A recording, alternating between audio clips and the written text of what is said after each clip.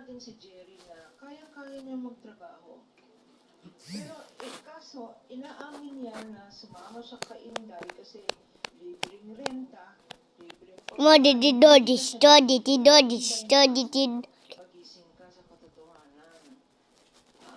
Kasi, meron ba kayong anak? Ikaw, nag-iisa ka sa... Ano po, meron pa akong unang asawa, pero patay na po. Ilan anak mo doon? 2 po. Sino ang mga anak mo? Nasa akin po.